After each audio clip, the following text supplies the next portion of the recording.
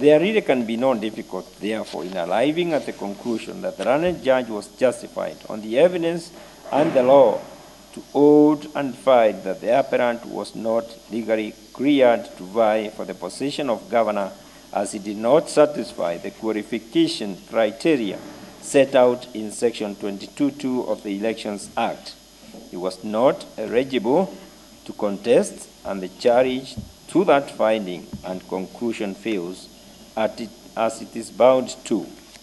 The consequence of that finding is obvious: the election of the appellant and to be invalidated.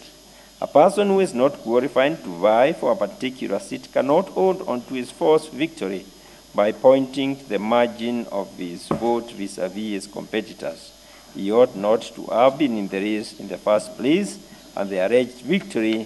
is a distortion of reality and a subversion of the electoral process. In this respect, we agree with the persuasive decision of the Supreme Court of India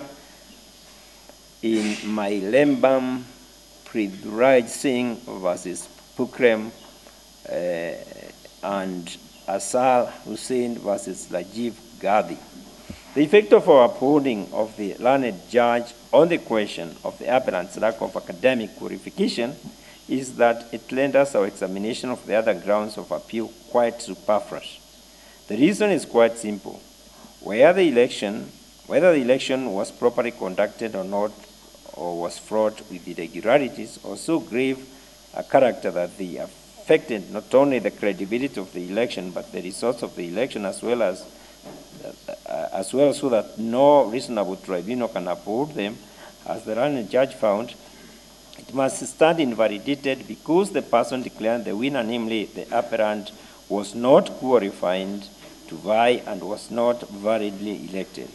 That being the inescapable adjudicative result, we do not see any utility in embarking on a forensic examination of the other grounds in pursuit of a merely didactic of academic aim. In the result, the appeal before us is devoid of merit and is dismissed with cause to the first and second respondents. The cross-appeal by IEBC and the returning officer must also perforce stand dismissed, but with no orders as to costs. Orders accordingly.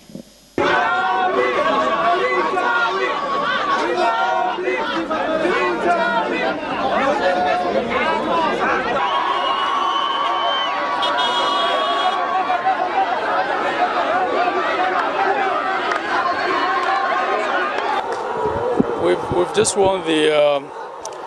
appeal case that was filed after we won the first petition. The concurrence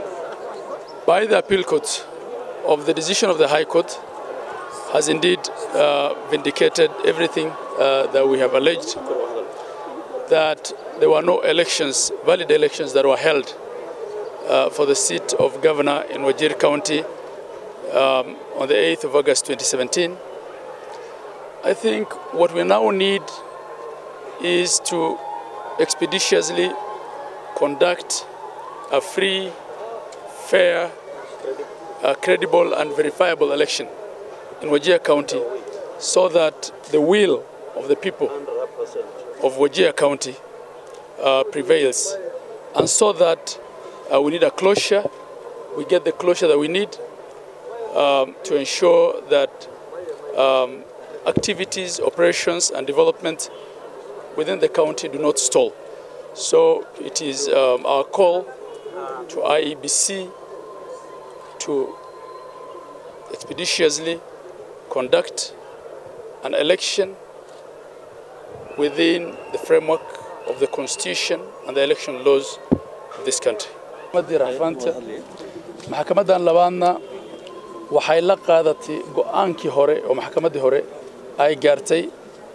in election xaq ah uusan ka dhicin ee county-ga Wajir sanadkii la soo dhaafay in musharaxa la soo celiyayna aadan u qalmin marka hore inuu san istaago marka waxaan leenahay hawshan in ay u dhamaato sidii sharciga aad u ogolaay oo lagu noqdo doorasho oo xuquuqdii dadkii reer Wajeer la soo celiyo